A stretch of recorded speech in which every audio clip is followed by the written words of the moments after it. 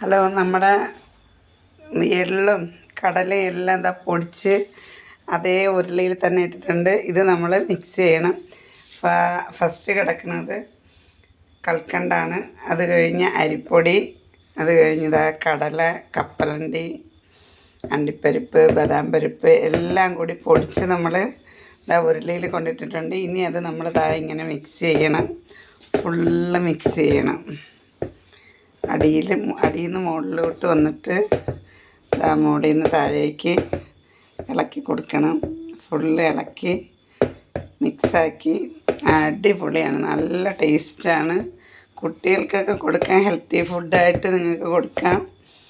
നല്ല നമ്മുടെ പൂരപ്പൊടി ഉണ്ടല്ലോ, പൂരപ്പൊടി, അവലൂസ് പൊടി എന്നൊക്കെ പറയൂലേ, അതുപോലെ നമ്മളിത് കടലയിലും കപ്പലണ്ടിയിലും അരിപ്പൊടിയിലും ഒക്കെയാണ് ചെയ്യണത്. അപ്പം ഞാൻ നേരത്തെ ലൈവ് ഇട്ടിട്ടുണ്ടായിരുന്നു. അപ്പം നിങ്ങൾ ലൈവ് കാണാത്ത ആൾക്കാർ ലൈവിൽ കയറി നോക്കണം. ഇത് വറക്കണത് കടലയും കപ്പലണ്ടിയൊക്കെ വറക്കണത് ഞാൻ ഇട്ടിട്ടുണ്ടായിരുന്നു. കപ്പലണ്ടി വറക്കണതാണ് അതിൽ കാണിച്ചത്. അപ്പോൾ ഇത് എളുപ്പമാണ് ഉണ്ടാക്കാനായിട്ട്.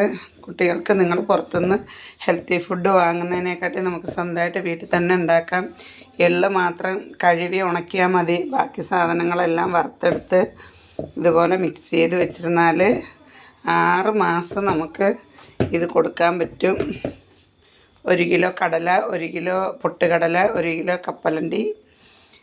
അത് കടലയെന്ന് ഉദ്ദേശിച്ചത് കപ്പലണ്ടിയാണ്.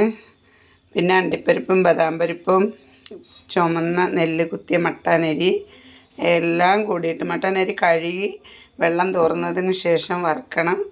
എല്ലാം കൂടി വറുത്ത് പൊടിച്ച് ഇങ്ങനെ നിങ്ങൾ സ്റ്റോക്ക് ചെയ്ത് വെച്ചിരുന്നാൽ ഒരു കെമിക്കലും ഒന്നുമില്ല, നമ്മളെ വീട്ടിൽ തന്നെ ഉണ്ടാക്കിയിട്ട് നമ്മളെ കുട്ടികൾക്ക് കൊടുക്കാൻ നല്ല പോഷക ഗുണമുള്ള ആഹാരമാണ്.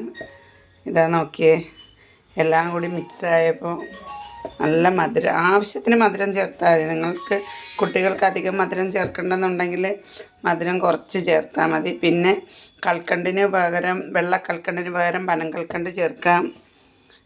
നല്ലതാണ് കേട്ടോ, ഞങ്ങൾ ചെയ്ത് നോക്കണം. ഇൻഷാ അല്ലാഹ് അടുത്ത വീഡിയോ ആയിട്ട് വരും. നിങ്ങൾക്ക് ഇഷ്ടപ്പെട്ടാൽ ലൈക്കും കമൻറ്റും ഇടാൻ നിങ്ങൾ മറക്കരുത്. നിങ്ങൾ മക്കളെ കണ്ടിട്ട് പോകണം, നിങ്ങൾ ഒരു കമൻറ്റ് ഇടാൻ മറക്കരുത് കേട്ടോ. ലൈക്കോ കമൻറ്റോ ഒക്കെ നിങ്ങൾ ഇട്ടോളി, നിങ്ങൾക്ക് ഒരു നഷ്ടവും വരത്തില്ല. ഓക്കെ, അസ്സലാമു അലൈക്കും.